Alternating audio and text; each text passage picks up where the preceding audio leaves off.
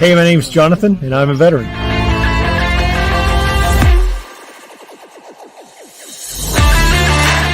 Hi, my name is Daryl, and I'm a veteran. My name is Chad, and I'm a veteran. Hey, I'm Travis. I'm an Air Force veteran.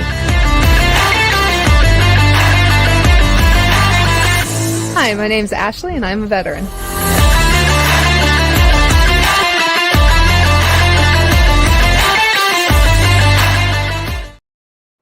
Well, hello, everybody. Happy Sunday. Can everybody hear me out there? Hopefully you can. Give me a thumbs up. Jason, thank you as always for all of your support with this channel. All right. So a couple things I wanted to talk about. I wanted to say, if you happen to be in Nebraska on December 14th, that is a Saturday, you are invited. It is open to the public. It is Hero Stock, and that is the Army versus the Navy game. And that is a party that is going to be held at the Nebraska Brewing Company. That's in La Vista, Nebraska. You can go, if you've got Facebook, you can go out to Facebook and look under the events, or just type in Hero Stock and it should be out there for you. So it is, again, open to the public, and I'm sure they'd love to have everybody out there, as many as they can get. Want to talk a couple of books. First one we have is Leadership in Love and War.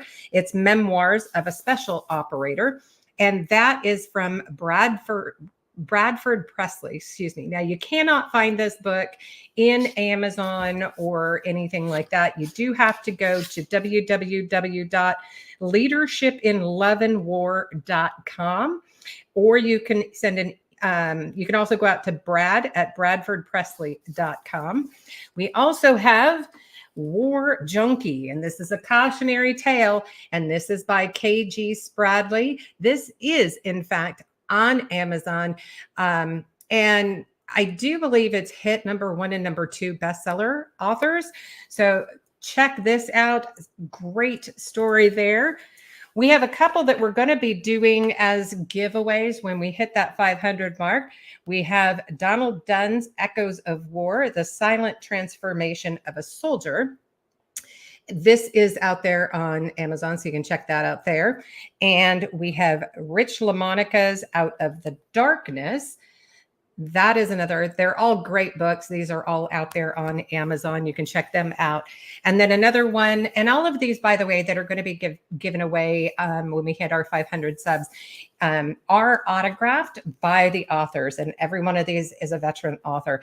And the other one I have, Of Vital Interest, and this is Frank DeMeth. So check those out. And he's got, looks like an Impact Winner Award for this one.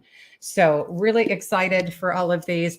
And as you can see, I've got quite a few of them back there. So if you're looking for a good read, you can always email me at conversationswithavet@gmail.com. I want to say a couple things. I want to shout out to everybody who has been engaging with the channel. We have over 40 countries that are viewing, and we have all 50 states. Our lead is California, so they're #1 watchers. We have Texas and Florida. So everybody, thank you, each and every one of you in each and every state. Thank you all very much for your support and for watching and supporting our veterans. So without further ado, I have a great guest waiting in the wings. So please help me welcome Anthony Ortiz. He is a Navy veteran. Hi, Karen. Hello. How are you? I'm doing great. How are you doing tonight? I am doing fantastic. Thank you for having me. Well, thank you so much for your time and also for your sacrifices and service. You are standing outside, so I apologize for our hour mix-up. Yes, I felt bad for that. We did have a little mix-up, everybody, on the time zone differences. So I caught him while he's eating. Yes, you did. How cold is it out there? It's not too bad. It's in the low 60s right now, but it's getting colder. Winter's here. I'm telling you, yeah. And then we've got, is it next week we roll back the clocks? Next week we do. I don't know if it's on the 5th or the 7th, somewhere around there. Yeah, the third, maybe. I don't know. I don't have my calendar up, but oh my gosh, I'm not ready for that at all. Not at all. So you were eating and you were telling me about this place. Explain to the listeners and the viewers what this is that you're eating at. It's hot pot. It's called a hot pot. It's an Asian style restaurant where you have a stew, the different style of stews that they you start heating up, and then you fill it up with whatever meats and veggies you want. Of course, everything is Asian style, so it's Asian style. They've got pork meats, beef meats, just different things, fish balls, all kinds of different things that they make, and you just mix it all together. And you just really cook it yourself. You cook it yourself, yeah. Wow. Actually, I kind of like that because you're still family style, right? Yeah, it is very much a family style restaurant. Nice. A lot of them out here. This one's called Hot Pot 757. There's a 757 Hot Pot, and then there's Hot Pots. So, there's find the one you like. That's right.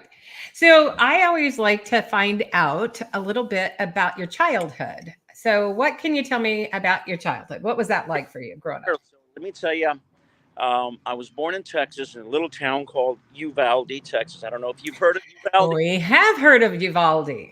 Yep, that was my hometown.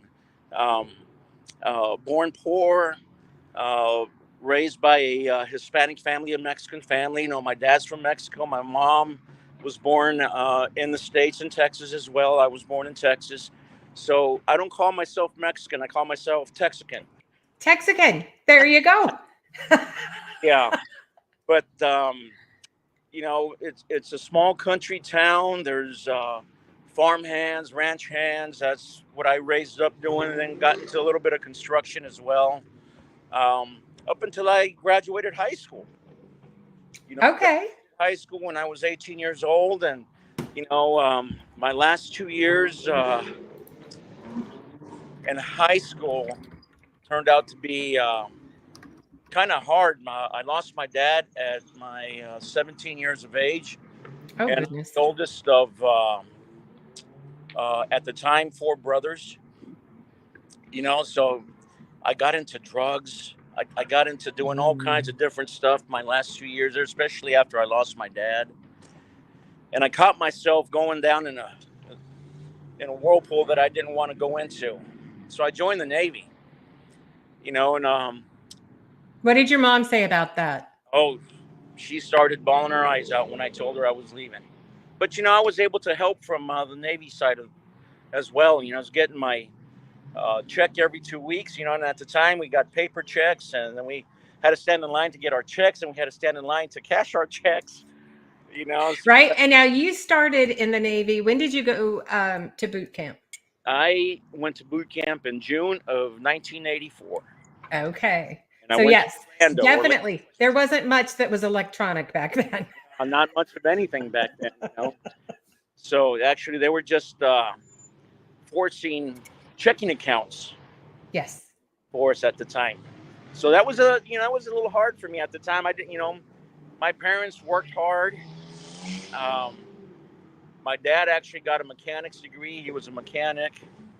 My mom worked for Dickey's, the factory, for quite a few years there, and retired from there as well. But, I was able to help mom being out in the Navy, kept in touch with my brothers. The only time we could make phone calls, especially on deployment, I've got just under 10 years of sea time. And hitting port was we had to go find a payphone to call back home at the time. Yeah. Yeah, but is that back when it was a dime or a quarter? I'm sorry, say it again. Was that back when it was a dime or a quarter? A quarter. Yeah. But are we aging ourselves? You know what? Well, let me tell you the secret that we got away with making phone calls with the payphones. We would dial in either 1-800 number or a 188 number, and then tell them that we accidentally dialed the number. And when they would hang up, we'd still be on the line, and then we would press certain numbers to call back home. And it was free. There you go. Somebody was paying for it, but it wasn't us, Right. at the time. So when you get to boot camp, was that a culture shock for you? It was a complete culture shock for me. South Texas, there's a lot of Hispanic, very few Caucasians, and almost no black people at all. So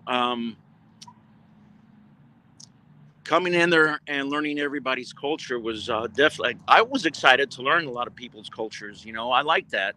Yeah. It's still the same way with me today. So I go back, whenever I go back home, I try to teach my family about, other folks and what they do and what they like. It's like my mom always says, "Oh, I don't like that food." Well, she doesn't taste it. Really, she won't have it. Her food's like the best food, and nobody else's food is any better. Yeah, moms are that way. So what was it like in boot camp for you as far as physically? Well, back then, our company commanders at the time, and I can't remember if that was 6 or 8 weeks worth of boot camp, and that was basically exercising everywhere we went. We were either, if we weren't marching, we were running.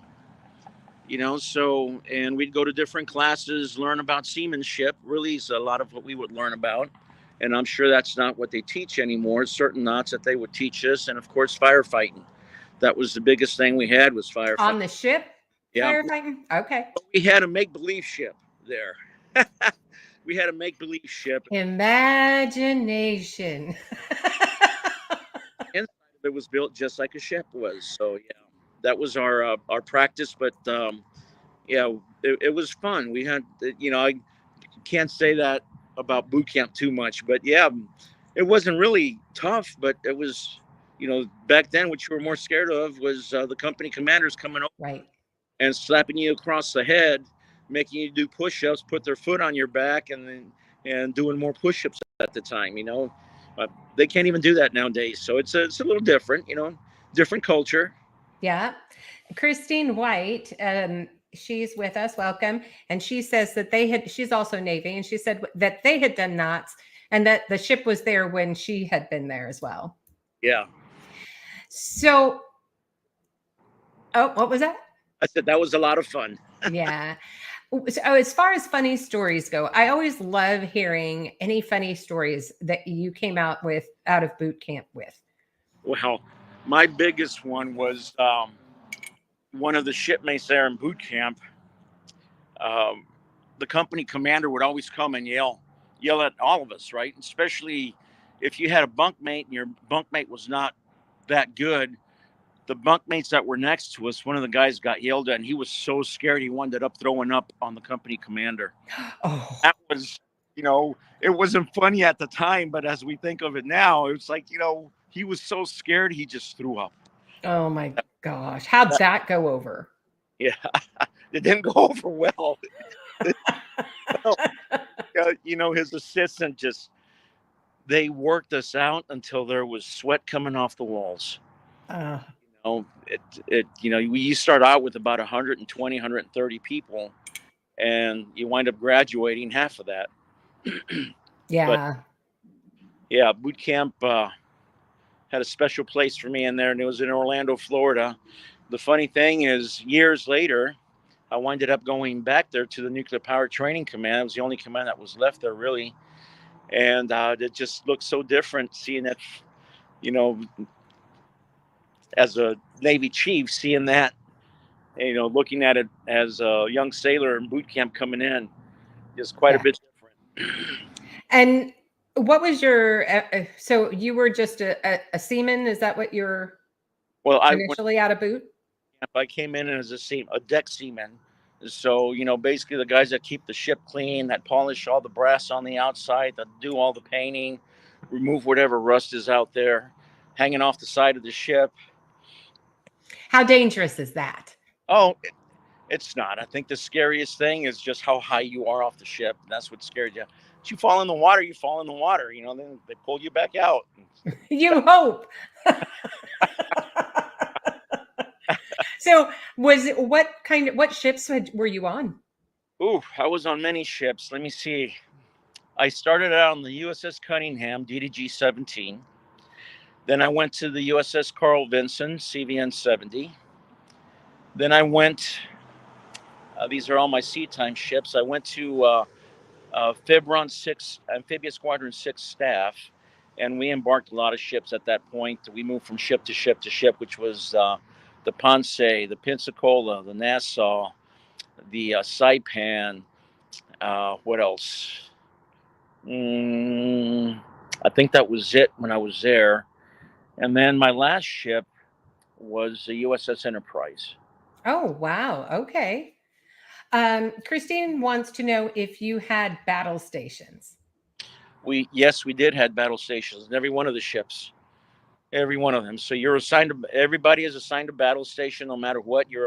Everybody's a fireman on board a ship. So I was a yeoman, and I was a yeoman chief, and I worked for the captain of the ship. I think my last sea tour as a chief on board the Enterprise was the only time I was not assigned to a battle station, only because being the CO's yeoman, I have to be available for him for whatever he needs. Yeah. And okay, so you've practiced in boot camp being on a ship, putting out fires, and then you get to your first ship. USS Cunningham, DDG 17. That was in August of 1984. Is when I reported to the USS Cunningham. She was out of Norfolk. So I wasn't on there too long before we winded up going to the shipyards in Philadelphia.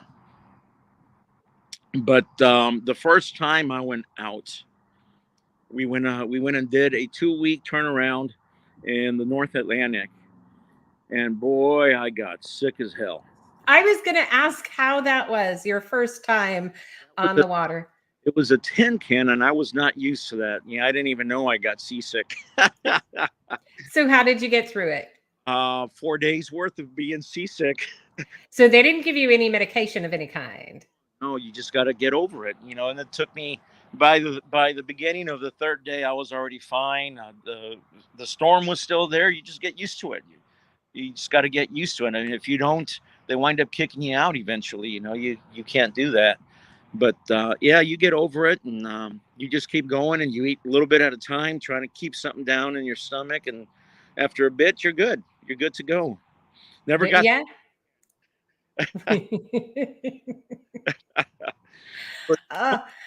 That story is that the skipper brought his son on board. I think his son must have been 10 or 11 years old. And his son came out to sea with us. And I was over the side of I forget what you call that. The captain has his own chair outside of the bridge. And I was sitting out there just puking my brains out. And his son comes over and he was like, Mister, are you okay? Aww. I wanted to pick him up and throw him overboard. No, I'm not okay. Oh my gosh. Yeah, but that was fun though. Eventually the weather got better and we were allowed to fish off the back of the ship. And whatever we caught, the MSs at the time, I don't know what they call them now, but the MSs, the cooks, they cook it up for us, clean them up and cook it up. Wow. So what was the biggest thing you caught? The biggest thing I caught out at sea was, oh my God, what was that? I think it was a dolphin. Caught a dolphin. Not one of those dolphins. The dolphin fish. Not a porpoise, the dolphin fish. I was going to say, that's like catching Bambi. I like Bambi too. But Yeah. But that was the biggest one that I've caught. Actually, it wasn't so big, but it was a big size Dolphin fish. I've caught many more in my life, but yeah. Jason wants it. He said mahi mahi or a dorado. It's mahi mahi. Okay. Now I love some mahi mahi. Yep, it's good fish, nice size steaks. Yes. Yes. There was probably 8 of us fishing off the back, and they kept all kinds of fishing rods out there, and the more we caught, the more they fed us with, so that was good. We run out of food almost quicker than most of the ships do, especially when you're on a tin can. And when we start running out of food, they feed us sandwiches, or they start feeding us more soups, peanut butter and jelly, oatmeal. Yeah. Yeah. Back then, of course, how many did you have on your ship? That ship, I want to say, had 160 people on board, maybe. Okay. All right. And so now I'm not familiar enough with all of these ships. Were any of these aircraft carriers or no? Well, the Enterprise and the Carl Vinson, I served on the Carl Vinson right after the USS Cunningham DDG-17. She was the newest aircraft carrier at the time, USS Carl Vinson CVN-70.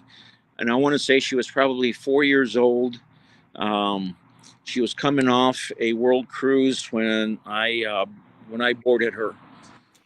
And yeah. what was that like for you? Now that incredible. You're walking down the pier, you got your sea bag on your back, and you're just in awe looking up at the size of that thing. Incredible. That ship carried with all the aircraft and their crew on board was about 3,500 people. Wow.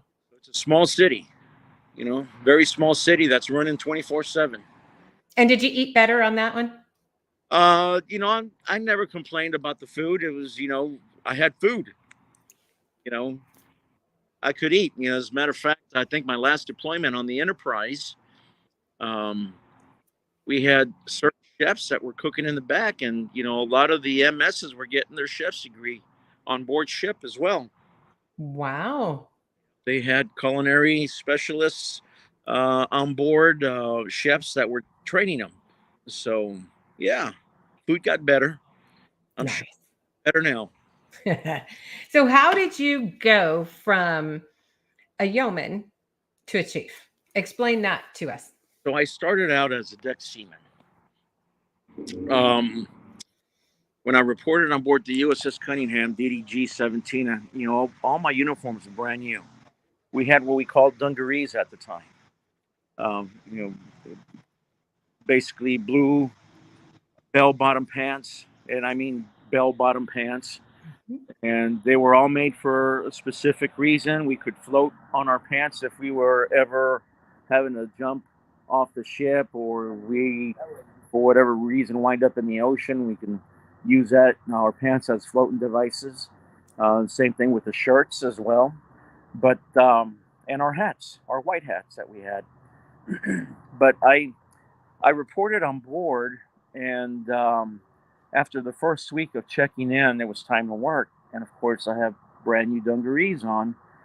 And the first thing they tell me to do, my supervisor tells me to do, is to grease a davit line. That's about a 2-inch line. That's nothing but copper and brass, I think. I want to say copper. And I'm sending him, so how do you want me to grease this line? So he brings out a 5-gallon bucket of grease, pops it open, sticks his hand in it, and just starts greasing that entire line, that entire brass line that's probably about 60 feet long. Wow. Of course, that's all my brand new uniforms. But anyways, went from that, and I said, I need to do something different. I winded up going from the USS Cunningham. I winded up fracturing my left ankle. Got a plate and 8 screws in there still. Wow. How'd that happen? Playing football, believe it or not. On a ship? Well, with the crew. Okay. Winded up fracturing my leg. They put me in the Philadelphia Naval Hospital. I was there for a month. Then they sent me clear across country to Commander Naval Surface Force in San Diego, the Pacific Fleet. So I winded up staying there for about 8 months. And while I was there, I started doing admin work with them, and they liked the way I worked. Went over to the Carl Vinson less than a year later and started my seat time again. And they sent me straight up to the captain's office from there. I actually went to the Air Department office, and then they put me into the captain's office once they knew that I worked for Common Surf Pack. So from that point on, I struck to be a yeoman, and they sent me to Yeoman A school, learn how to type and so forth, and the admin processes, and became a yeoman. So, anyways, I had different. I try to get as many different jobs within the Navy, I guess you can say. At the time was, the bigger the command, the better you perform, the sooner you move up in rank. So I made chief on my 12-year mark, and that was because of Fibron 6 that I was with. I had so many, and not just me, the rest of the yeomen that were there with me. We had to learn how to do quartermaster work. We had to learn how to do some OS work in the back as well. Just being part of the staff, because we had to stand bridge duty quite often every time we deployed. So that kind of helped me with all the differences that I had there, as well as where I'd served before. Kind of helped me move up to chief. So I made chief in 12 years, and that was at the Nuclear Power Training Command. Wow. When I was there with them, and I remained a chief the next 12 years. And chief. So what was it like when you would go from ship to ship? I mean, obviously, not all ships are created equal. Well, no, they're not. But, the processes are still the same. You just have to learn that ship, and there's, whatever ship you go to, of course, then each aircraft carrier is built differently. It's like going from one home to another home. It's a different style home. You got to learn on its little twerks and tweaks that it has in there. And that's what you do when you go from one ship to another ship. Just the exciting part is just, you get to meet new people. And that's the biggest thing I miss from the Navy is the people. Right.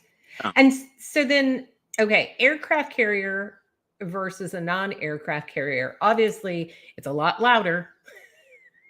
Well, yeah, the aircraft carrier is very loud. And when you're deployed, they are performing, they are flying 24/7 sometimes. Right. A lot of maneuvers. A lot of maneuvers happening. You hear the steam pipes that are shooting the aircraft off. I used to sleep right next to one when I was on the Carl Vinson. Had like a 5-foot steam pipe. At least it looked like it was 5 feet because it was wrapped around pretty good. But it was probably a 2-foot pipe, maybe 1-foot pipe. But boy, you could hear that steam just rush through there. And then when the aircraft carrier is shut off, you just hear this big bang. And you get used to all the noises. So you sleep through all the noises. Let me tell you, when you wake up, when the ship goes dead. Yeah. Goes dead, it wakes you up. It's like, why is it so quiet? Something must be wrong. And did they ever have issues on the flight deck? And the reason I ask this is because I had a pilot on, and he would fly and learn how to fly on and off of these carriers. Yes, thank you. The carriers. And a lot of things would happen. Oh, yeah. There's a lot of stuff that, well, back then, because we didn't have cell phones like we do today, so we couldn't take pictures or videos like they do nowadays. But Right. Yeah, there's many times when hydraulic failure happens and you see an airplane that's just, you got a plane on tension, which means it's getting ready to be launched off. And all of a sudden there's a plane that's going across the flight deck because it has no hydraulics. They can't stop it. So, you see one of the pilots ejecting out, depending on the weather that we have as well and how bad the ship is rocking and rolling. there's a lot of things that happen out at sea that never makes the news. Right. And what was the worst incident that you can recall? We had a pilot who actually lost. Actually, there's two of them. We had a pilot who lost. He had some instrumental issues. As soon as he launched off, he winded up ejecting out of the plane. He landed on top of the flight deck, and the flight deck is not made of cotton. Right. That parachute dragged him across the flight deck, almost killed him. Oh, wow. So then we had another one where a reservist came up on board flight deck, shouldn't have been up on the flight deck at all. And we were getting ready to pull. I don't know if it was Australia or the Philippines. But he went up there and got in the middle of an aircraft being towed. Just filled up with fuel. They were going to launch it later on that day. And the airplane knocked him over and ran right over his legs, lost both of his legs. Oh, wow. He shouldn't have been where he was. It had no reason being up there, but it happens. There's a lot of accidents that happen, bad accidents. And would you say that being on an aircraft carrier is one of the more dangerous locations to be with the Navy? Oh yeah. But on the flight deck, those guys are putting their lives on the line 24/7 when they're up there. I was fortunate enough not to be one of those guys that had to work up there, but in the cold and the ice and the snow, whatever we have going on, they're up there flying, they're up there working, and it's dangerous. You get ice on the flight deck, and these guys are sliding all over the place. Yeah. So. And you have so many swells and everything else when you're going through those seas that, yeah. Yeah, it's an incredible life on an aircraft carrier, going out to see everything that happens. So do you have any funny stories from your time at sea that you can tell? Yeah, Richard Fleek, that's where I met you at his golf. Yes. Well, we were stationed on the Carl Vinson together. Well, you saw the whole crew that was there. I did. There was 5 of us that were there. We were all stationed together. But let me tell you, that was probably the most fun time of my naval career, was hanging out with those guys. Yeah. They're just some awesome people. We still are today. We're still friends today. I was just with Richard Fleek last week? It was last week. I stopped overnight. I called him up the night before and I said, "Hey, I'm driving through. Can I stop by and spend the night?" That's awesome. And he's like, "Yeah, come on over." And of course, next day, him and Brenda are on the phone. They got me on their speaker, and Brenda's like, "Well, did you tell him yes?" Yeah, I love them both, man. They're both incredible people. But yeah, we had a lot of fun times together. It was one time we were out playing golf in Alameda, California. None of us played golf. Which makes a lot of sense now that you say that with his golf tournament. I play golf now, okay, but yeah, I had to learn how to. No, I'm talking about Fleek. Yeah. Oh yeah, but none of us played golf at that time, at that age. That wasn't even an interest. There just happened to be a golf course there, and let's go play golf.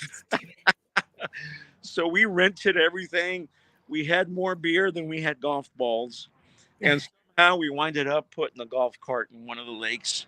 Oh no. And how did that go over with the golf course? Yeah, we had to back that out, and one of the guys had to drive Fleekster back over to the office and said, our cart died. Can we get another one? It's like, yeah, we got another one and kept going. But there's a lot more to that. I'm not going to say, but holy. Another time, Richard drove around in a light blue Volkswagen that he had. Okay. And we went through a Burger King backwards. It was all 5 of us were in there. Boy, it must have been 1:00 in the morning. They were so unhappy with us. for driving through there backwards.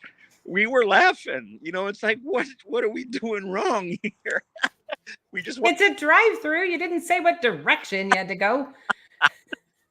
but they called the cops on us. It was too funny. We ended up getting on base and just going back home. But holy cow, we have a lot of funny stories to tell. I'll let Richard tell his stories. I'm not going to ruin his stories. He has been a guest on my channel, which is awesome. Great guy. So for anybody listening, if you want to know a little bit more about Richard Flake, you can go out to Minutes Wisely. That's and right. he's an absolute fabulous person, does a lot for his fellow veterans and Gold Star families, first responders, as well as active duty. So you can always check him out. And in fact, I think right there, I have his book, From Sailor to Backyard Cook. And so, yes, a cookbook there. All proceeds for that go to his 501c3. So check him out as well. So Yeah. Tell me a little bit about where you got to go. Now, I know you were all over, obviously a lot of different seas. I got to do 2 Westpacks, and I got to do 3 Mediterranean cruises as well. So on the Carl Vinson, we were able to go to Hawaii. Where else did we go? The Philippines, Australia, Korea, Singapore, Mombasa, Africa. And I think that's it on that side. I'm sure I'm forgetting something, but the Mediterranean cruise, Portugal, Greece, Spain, Italy, France. Wow. Israel, just, so many, Italy, Sicily, so many places. I can literally tell people that, I got to travel the world. I really did, many, many times over. And it's not just one port in Spain, several ports in Spain. I got to see several places in Italy as well. It's just, and the stories I have, and again, I wish we had these kind of cell phones back then, but we didn't, because you could I'm kind of glad that we didn't, because it's there forever. It's forever. Yeah. So now, you have you need a buddy to get out and go. If you want to get off the ship and go see things, you need a buddy partner to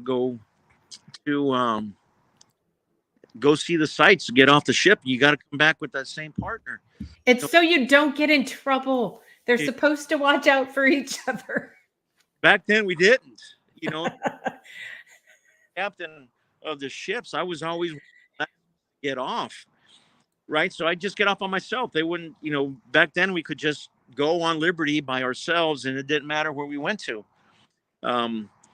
So, and as long as you didn't have duty, you didn't have to come back that night or the next night or until you had duty. Well, luckily for me, I never had duty because I worked for the captains of the ship. But I always worked late. That was key.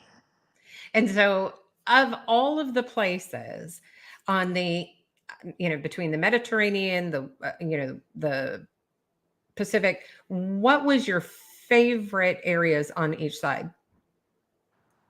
Australia. Australia. On the east side. On the east side was Portugal. Portugal. Okay. That was, the people there are so friendly. All the ports that we went to were friendly, except for France. They're a little stuck up. But anyway, they find out we're Americans. They're like, oh, you met. Yeah, but it was a lot of fun. I had a lot of fun in Portugal. Portugal was very much like, kind of almost reminded me like home. You meet somebody new and you invite them over to their house. And that's what a lot of people there were doing. Is they found out we were American sailors. They're like, come home. Come have a meal. Let me cook a meal for you. That was a lot of fun. But the West Coast was Australia. That was a lot of fun, only because of the women. Beautiful women. Not the food, not the geography. It was the women. That was a lot of fun. Australia was a lot of food was great too. I mean, yeah, they're cooking lamb and all kinds of stuff. But yeah, that Australia was a lot of fun. Okay, now going back to food, out of all the locations you've been to while you were deployed, what was your favorite food? That would be Spain. They just had different steaks are made so differently there. It's delicious. And their paella was the first time I had paella was in Spain as well. That was so good. I fell in love with paella. If you don't know what paella is, it's a rice mixture with seafood in it, different seafoods. And you go from one restaurant to another, and they all have something different in it, but it's delicious. Delicious.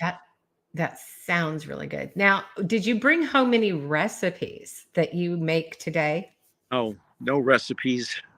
I wish I had, but I didn't even think about asking for recipes. And okay, so you get back. You were in for a total of how long? 24 years. 24 years. That is a long time. It is. Hey, what was it like for you when you retired? And I guess the question would be, did they provide you with resources to transition back to civilian life? Yes, they did. All kinds of resources that are available to you. I already knew where I was heading and what I was doing.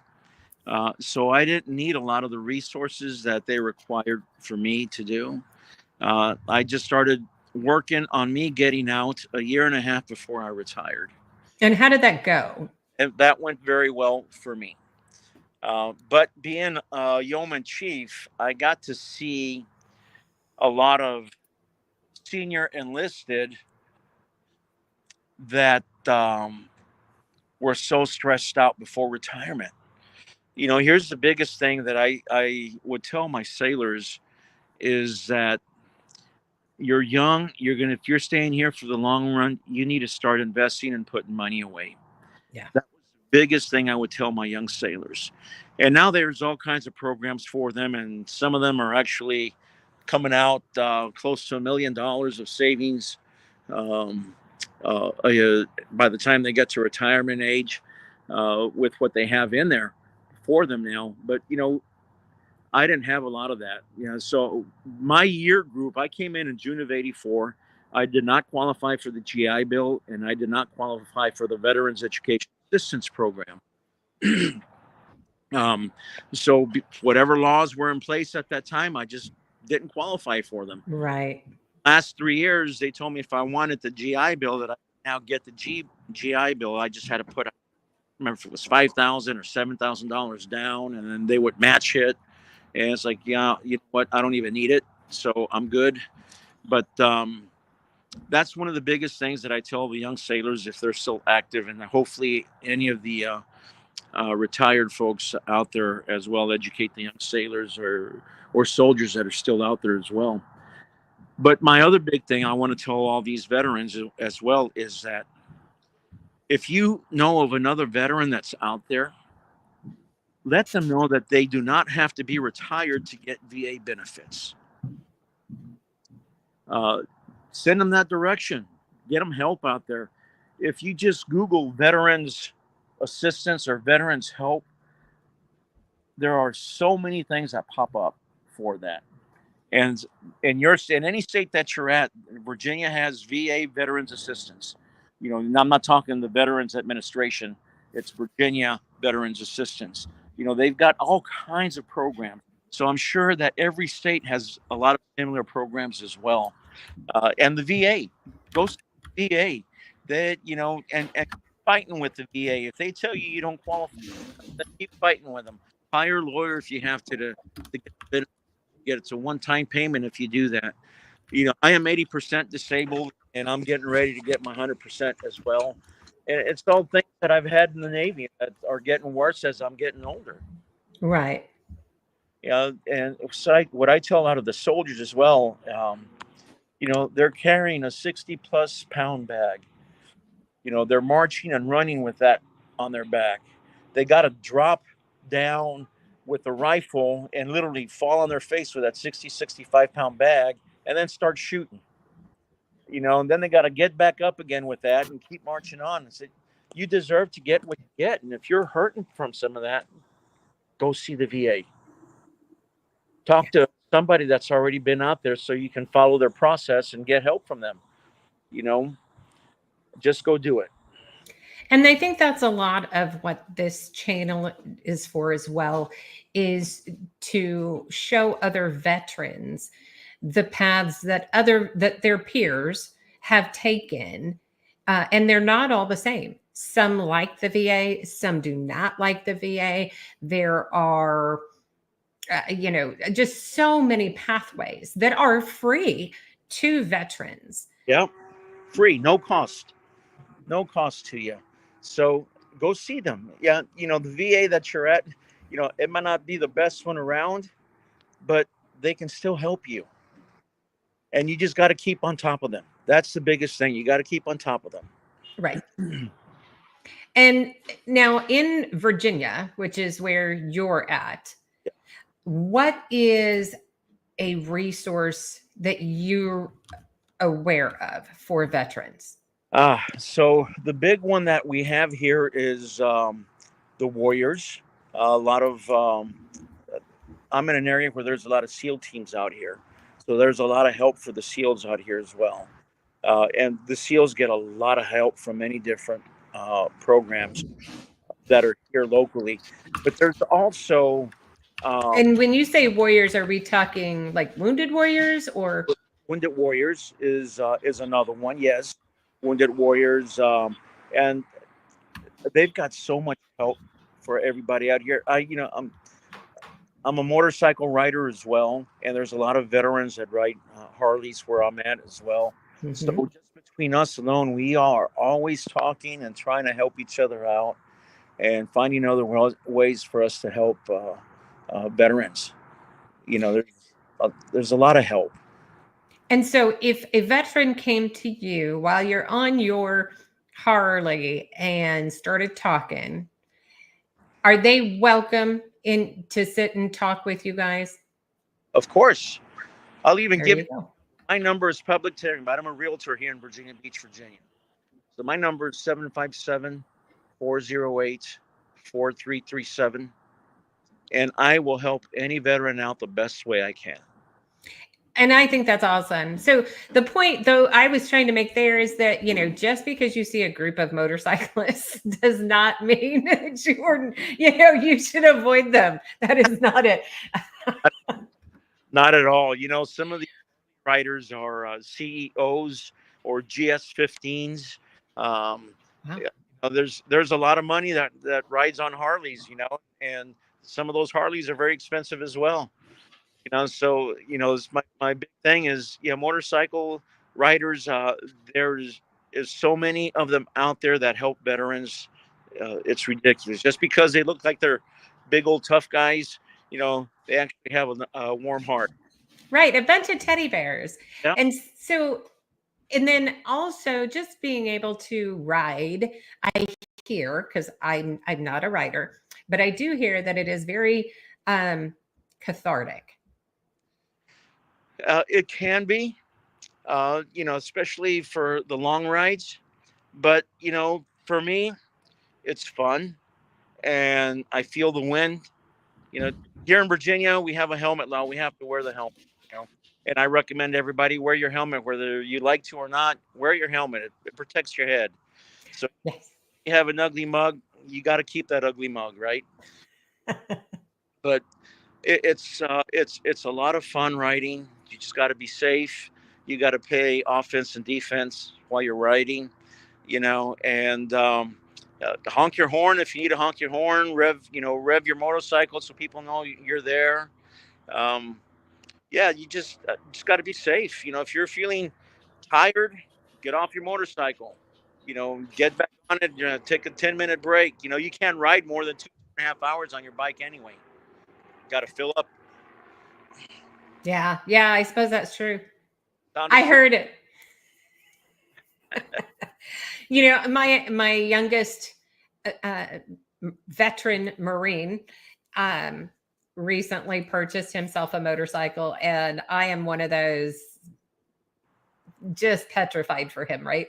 It's like, you need eyes in the back of your head as well as the front for this, because people tailgate and people slam on their brakes, and you got to watch both of them at the same time. So, but here, yeah, he wears his helmet just to appease me, I think. Yeah, well, just my biggest thing to them is, if you got a crotch rocket, don't ride like all the other crazies do.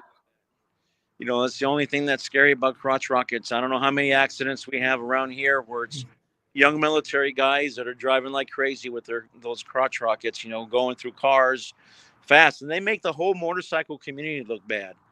Are they trying to be like Maverick? Yeah. They need the need speed. That's right. That's right. And then you're right. Top Gun. That's ours. We own this, right? You and I. Yep. Our generation. But then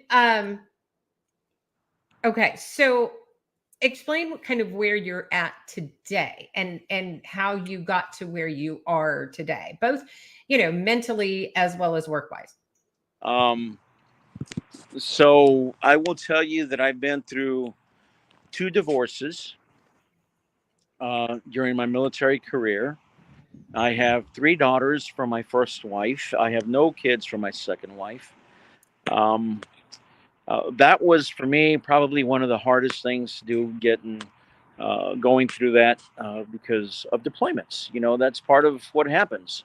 It's part of life, and you have to have a strong bond with your spouse in order to make sure things are going right at home for you. With what you have nowadays, makes it a little bit easier to find out whatever. You have a cell phone, you can keep track of people, you've got all that. We didn't have that growing up in the Navy. Right. So I winded up, I have close to an associate's degree, and that's as much college as I ever got, and every bit of that was earned on board ship. But by the time I started looking into what I wanted to do in the Navy, I started a franchise. Actually, I didn't start a franchise. I bought into a franchise called PureClean. And what I did was a lot of insurance work and water damage, fire damage, mold damage. Okay. All that good stuff that goes in there. And I winded up, I had it for 12 years and winded up getting an offer on it. I wasn't even trying to sell it, and it was a good offer, and I went ahead and took it. So I winded up selling it. So that put me in an even better place. And then I took about 3 years off from that and got bored. Now I'm a realtor. So this is where I'm at right now, is selling houses. And I'm getting ready to get involved in multifamily buying as well. So big apartment complexes and so forth. But that's where I'm at in life right now. I'm enjoying life. I travel a lot, and I go wherever I want to go. I don't have a boss telling me what to do. Right. You just, my second divorce was the one that really, really, really hurt me. And I wasn't expected to be divorced at the age of 47. I'm 58 right now.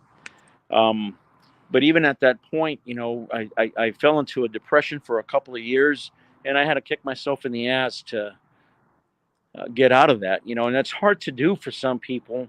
It was hard for me to do as well. But I had to go talk to some of my friends, and actually 2 of my friends, not some, but 2 of my friends that helped me get out of that. And I got myself back up again and kept on working and doing what I needed to do for me. Right. Kids are all grown up and out of the house, and it was just me. And now I'm doing much more, and I'm doing much better. And, I go when I want to go. So I'm loving life. And so that just goes to show you, with a little bit of grit and determination, that you can get past some of those mental backstops, if you will. Yeah. Blockage. Exactly. Yes. Yeah. You can get past them. So every veteran that's out there, let me tell you, man, there's help for you. Call a friend, call a veteran. I just gave you guys my number. What is Richard's key on Minute Wisely? How does he put it? You're needed tomorrow. Is that what it is? I don't remember what his saying is. Tomorrow needs you. That's Yes. tomorrow needs you. Yes. That's such a great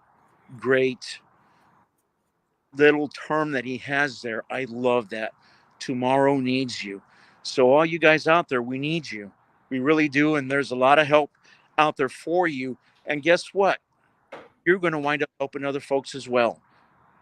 Tomorrow needs you. Call me, call a fellow veteran, call Carolee. She's here as well. We're all here to help. Absolutely. I do want to ask about veteran loans, VA loans for homes. Have you gotten into that? Oh, yeah. And Yeah. how's that going for you there in Virginia? Oh, fantastic. I winded up refinancing a while back on one of the condos that I have here in Virginia Beach. And that was, I got that at 2.75% rate. But right now, the rates are actually below 6%. And the funny thing is that nobody's biting. I think the last thing, last week's was at like 5.8%. And nobody's taking that. I think two things that I think are holding people back right now, and that's politics, right? Yeah. Voting coming up, and also the new laws that came into effect with realtors. So it's nationwide. So I think those things are affecting people. But VA loans, if you're a veteran, it's the best way to go. And those of you that don't know, you can buy up to a 4-unit complex as long as you live in one of them, and as long as you can show as well that there's money being made in that, you can buy a 4-unit complex.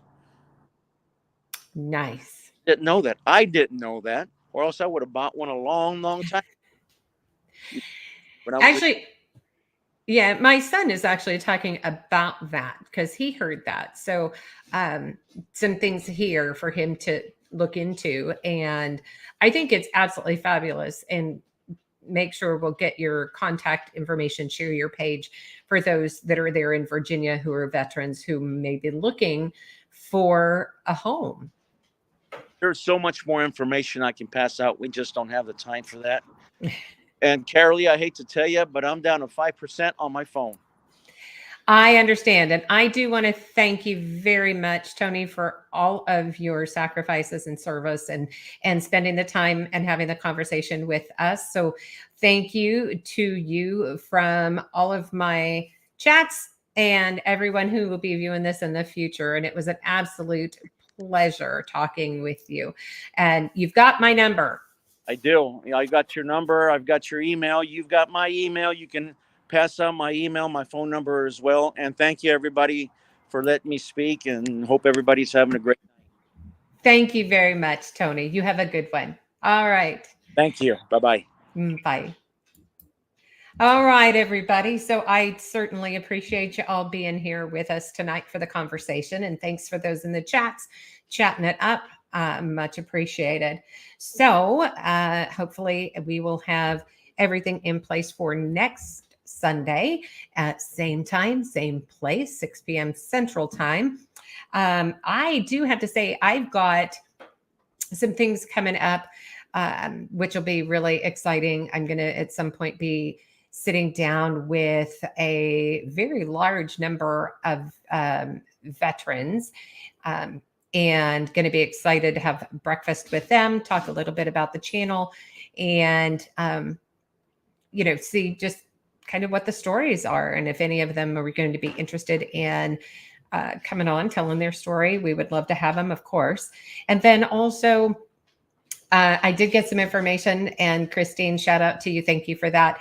So I'm going to be reaching out to someone that she has introduced me to, and we'll see what they're up to and if they would like to come on as well. So if you are a veteran, you're hearing this story and you have other veterans that you have served with or have firsthand knowledge that they did serve, and you think that they would be a good fit, send them my direction. I would absolutely love to have them on and have them tell their story. I am not necessarily looking for somebody who has been to combat or anything. Every veteran has a story, and really only, a small percentage were ever in combat. So we want to hear those stories from everyday Americans who serve their country and are veterans. So shout out to each and every one of you. And again, thank you all for joining me tonight. Please, if you haven't, at the end of the show, give me that thumbs up, make sure you hit that like button, throw a comment out there, and share with your friends and family. We need to get these numbers up so we can get it out there far and wide to all those veterans looking for different resources. So again, I want to thank each and every one of you for being here, and we will see you again next week. So thank you very much.